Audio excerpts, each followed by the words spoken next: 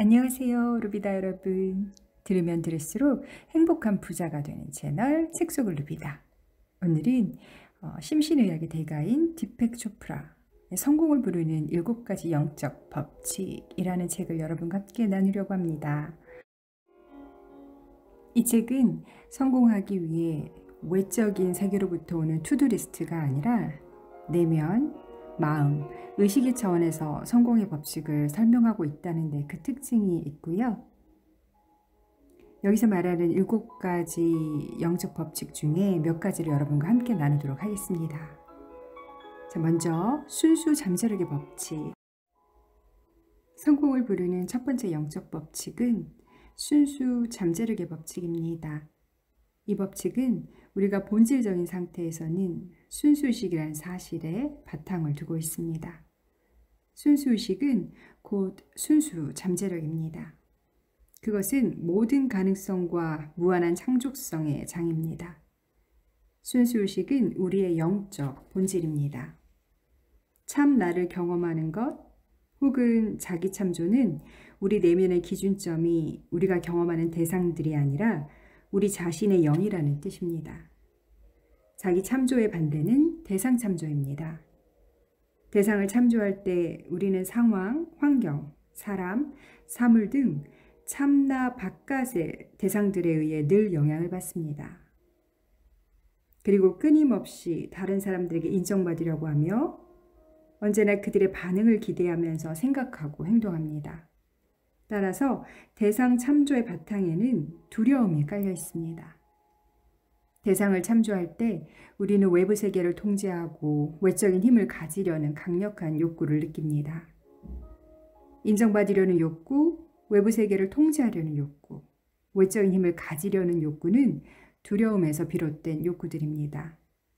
이런 종류의 힘은 순수 잠재력의 힘도 아니고 참나의 힘도 아니며 진정한 힘도 아닙니다.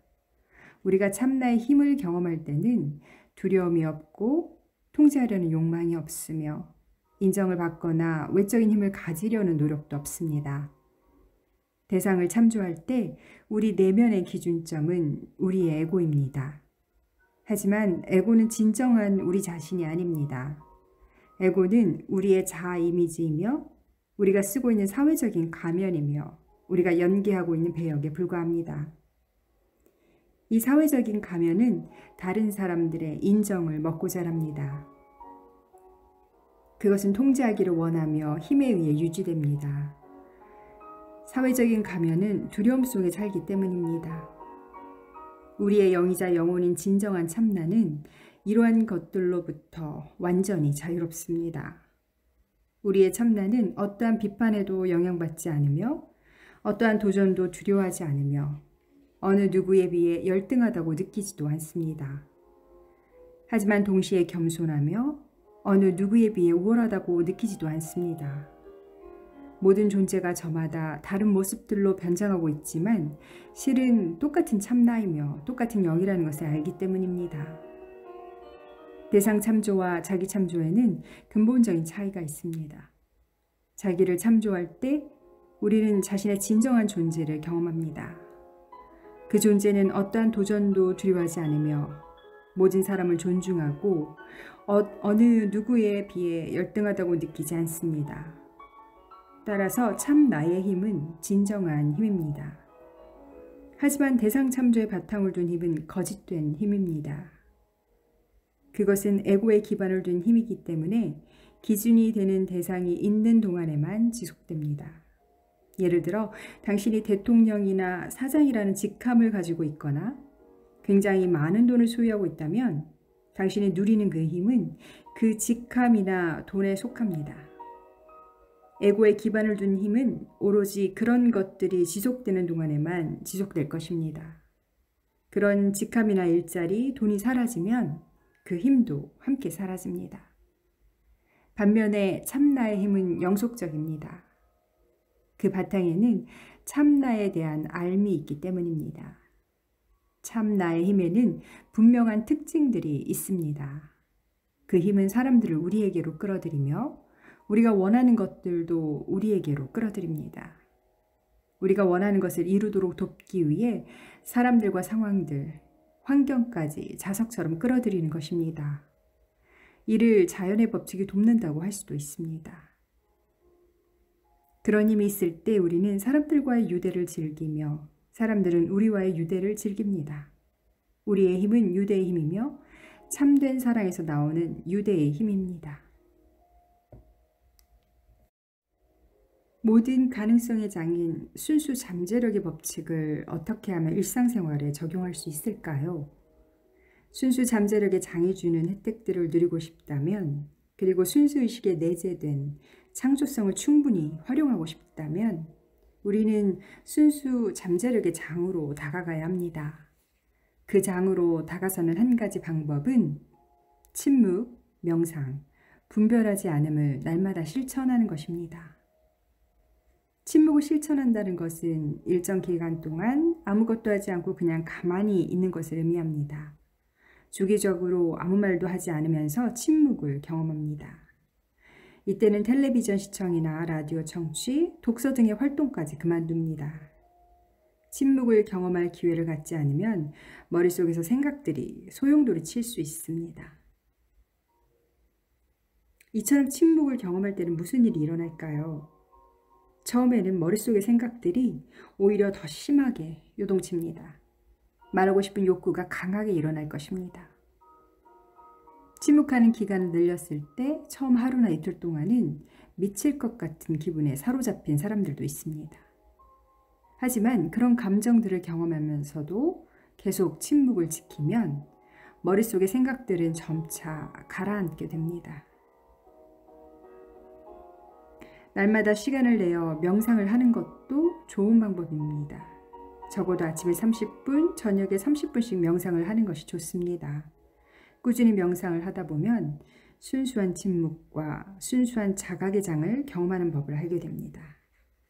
무한한 상호 관련의 장, 무한한 조직력의 장, 모든 것이 분리될 수 없이 서로 연결되어 있는 창조의 궁극적인 바탕이 이 순수한 침묵 안의 장 안에 있습니다. 의도와 소망의 법칙이라는 5번째 영적 법칙에서는 의도의 미약한 욕구를 이 장에 심는 법을 배울 것입니다. 그 방법을 터득하면 우리가 원하는 것들은 저절로 창조될 것입니다. 하지만 먼저 고요함을 경험해야 합니다. 고요함은 우리의 소망을 실현시키기 위해 필요한 첫 번째 조건입니다. 우리를 위해 무한히 많은 세부 사항들을 조율시킬 수 있는 것은 순수 잠재력의 장이며 우리는 고요함 안에서 이 장과 연결되기 때문입니다. 고요한 연못에 작은 돌멩이를 던진 후 잔 물결이 이는 모습을 지켜본다고 상상해 보세요. 잠시 후 물결들이 가라앉으면 다시 돌멩이를 던집니다. 순수한 침묵의 장으로 들어가서 거기에 의도를 심을 때 우리가 하는 일도 이와 같습니다.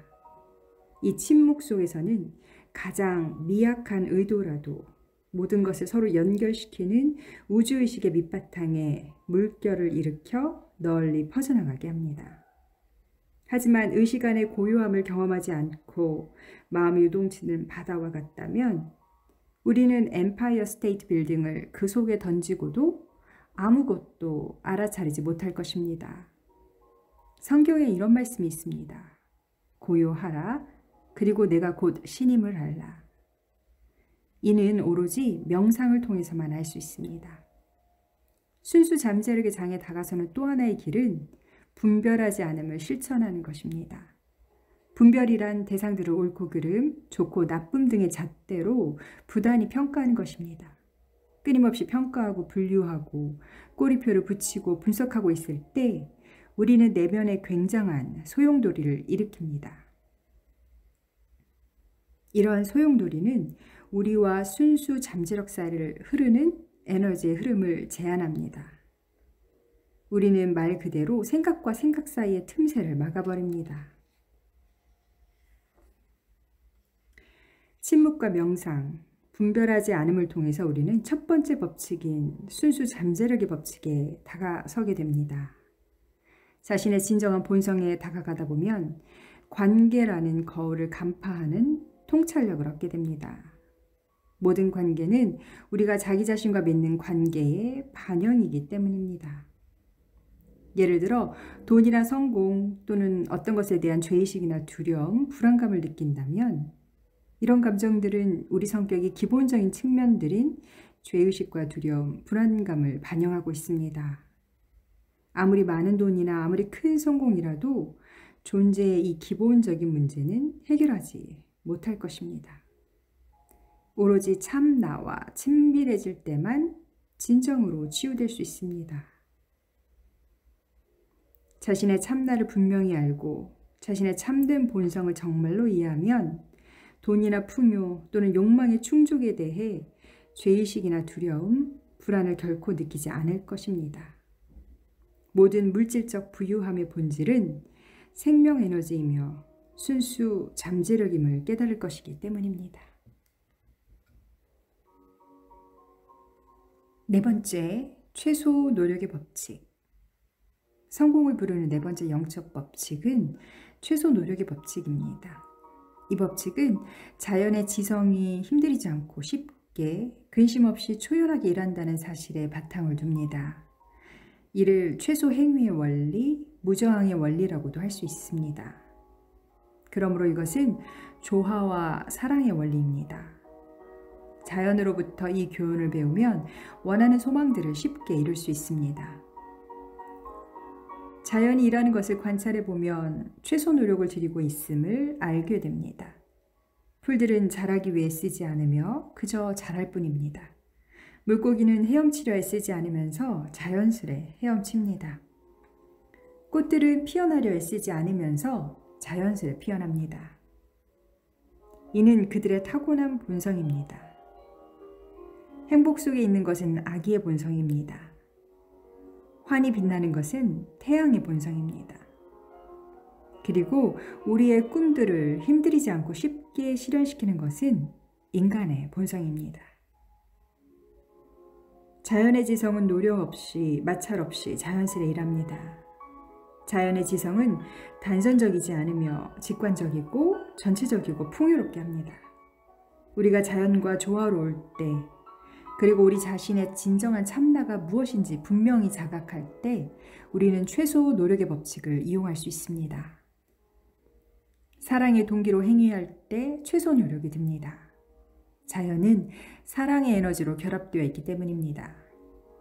사람들을 통제하고 지배하려 하면 에너지를 낭비하게 됩니다. 에고를 위해 돈이나 권력을 추구할 때 우리는 지금 이 순간의 행복을 즐기는 대신 행복이라는 환상을 쫓느라 에너지를 낭비하게 됩니다. 오로지 자기의 이득만을 보기 위해 돈을 추구하면 우리는 자신에게 흘러드는 에너지의 흐름을 단절시키고 자연의 지성이 표현되지 못하도록 방해하게 됩니다. 하지만 사랑의 동기로 행위할 때는 에너지의 낭비가 없습니다. 몸을 에너지 조절 장치로 볼 수도 있습니다. 몸은 에너지를 발전시키고 저장하고 사용합니다. 에너지를 효율적으로 발전시키고 저장하고 사용하는 법을 알게 되면 우리는 아무리 많은 부유함이라도 창조할 수 있게 됩니다. 반면 에고 중심의 삶은 굉장한 에너지를 소모합니다. 우리의 내적 기준점이 에고일 때, 그래서 사람들을 통제하고 지배하려 하거나 그들의 인정을 추구할 때 우리는 에너지를 낭비하게 됩니다. 그 에너지가 풀려나 해방되면 다시 우리가 원하는 것을 창조하는 데 이용될 수 있습니다. 우리의 내적 기준점이 0일 때, 그래서 어떤 비판에도 영향받지 않고 어떤 도전도 두려워하지 않을 때 우리는 사랑의 힘을 이용할 수 있으며 창조적으로 에너지를 사용하여 풍요로움과 진보를 경험할 수 있습니다. 꿈의 기술에서 돈 후아는 카를로스 카스타네다에게 이렇게 말합니다. 우리는 자신이 중요한 사람이라는 느낌을 유지하느라 대부분의 에너지를 써버린다. 만일 우리가 그 중요성 가운데 일부라도 포기할 수 있다면 우리에게 두 가지 놀라운 일이 일어날 것이다. 하나는 자신이 대단한 사람이라는 환상적인 생각을 유지하려 애쓰느라 사용하는 에너지를 해방시킬 것이다. 그리하여 둘째로 우주의 실제 위대함을 일견할 수 있을 만큼 충분한 에너지를 얻게 될 것이다. 최소 노력의 법칙에는 세 가지 요소가 있습니다. 이 요소들은 덜 노력하고 더 많이 이루는 이 원리가 작용하게 합니다. 첫째 요소는 받아들임입니다. 받아들임이란 오늘 나는 내게 주어지는 사람, 환경, 상황, 그리고 일들을 받아들일 것이다 라고 다짐하는 것입니다. 받아들임을 통해 우리는 지금 이 순간이 있는 그대로 그래야 한다라는 것을 알게 됩니다. 온 우주는 지금 그래야 하는 대로 존재하기 때문입니다. 지금 이 순간, 곧 우리가 바로 지금 경험하고 있는 이 순간은 우리가 과거에 경험한 모든 순간의 정점입니다. 지금 이 순간에 있는 그대로 있습니다. 지금 이 순간을 거부하는 것은 온 우주를 거부하는 것과 같습니다. 우리는 어떤 것이든 그것이 지금 어떠해야 한다고 우리가 바라는 대로가 아니라 지금 있는 그대로 받아들입니다. 이 점을 이해하는 것이 중요합니다. 어떤 사람이나 상황 때문에 좌절하거나 화가 날 때는 자신이 그 사람이나 상황에 반응하고 있는 것이 아니라 그 사람이나 상황에 대한 자신의 감정에 반응하고 있다는 것을 기억하기 바랍니다. 이런 감정들은 자신의 감정들이며 자신의 감정들은 다른 사람의 잘못이 아닙니다. 이 점을 완전히 이해하면 자신의 감정에 스스로 책임지고 변화시킬 수 있게 됩니다. 그러면 자연히 최소 노력의 법칙의 두 번째 요소인 책임으로 나아갑니다. 책임이란 무엇을 의미할까요? 책임이란 주변 상황에 대해 자신을 포함하여 어느 누구도 그 무엇도 비난하지 않는다는 뜻입니다. 지금 이 상황이나 사건, 이 문제를 받아들이고 스스로 책임질 때 우리는 지금 있는 그대로의 상황에 대해 창조적으로 반응할 수 있게 됩니다. 모든 문제는 기회의 씨앗을 품고 있으며 그렇다는 것을 알아차리면 우리는 이 순간을 더 나은 상황이나 더 나은 것으로 변화시킬 수 있습니다. 최소 노력의 법칙 셋째 요소는 방어하지 않음입니다. 이는 우리의 자각이 방어하지 않음에 자리 잡고 있으며 사람들에게 우리의 관점을 설득시키거나 납득시킬 필요를 느끼지 못함을 의미합니다. 주변 사람들을 잘 관찰해 보면 그들이 자신의 관점을 방어하는데 99%의 시간을 소모하고 있음을 알게 될 것입니다. 자신의 관점을 방어하려는 욕구를 포기한다면 우리는 이전까지 낭비되었던 엄청난 에너지를 쓸 수 있게 될 것입니다. 우리가 자신의 관점을 방어하고 남들을 비난하고 지금 이 순간을 받아들이지 않을 때 우리의 삶은 저항에 부딪히게 됩니다. 자신의 관점을 방어하려는 노력을 그만두십시오. 방어할 무엇을 갖지 않는다면 다툼이 일어나지 않을 것입니다. 싸우거나 저항하지 않으면 계속 이렇게 하다 보면 현재를 온전히 경험할 텐데 현재는 선물입니다. 예전에 누군가가 내게 이렇게 말했습니다. 과거는 역사이고 미래는 신비이며 지금 이 순간은 선물입니다. 그래서 지금 이 순간을 선물, the present라고 합니다.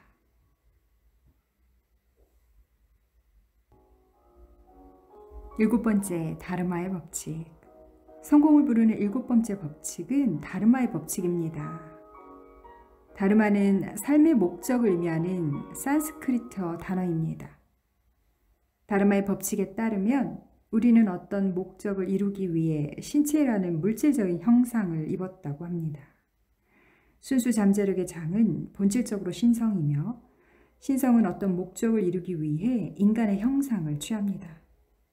이 법칙에 따르면 우리 각자는 독특한 재능과 그 재능을 표현하는 독특한 방식을 지니고 있습니다. 저마다 온 세상에 어느 누구보다 더 잘할 수 있는 무언가가 있는 것입니다. 그리고 모든 독특한 재능과 그 재능의 독특한 표현을 위한 독특한 필요들이 있습니다. 이 필요들이 재능의 창조적인 표현과 잘 들어맞을 때 그것은 풍요를 창조하는 불꽃이 됩니다. 필요들을 충족시키기 위한 재능의 표현이 무한한 풍요와 부유함을 창조하는 것입니다.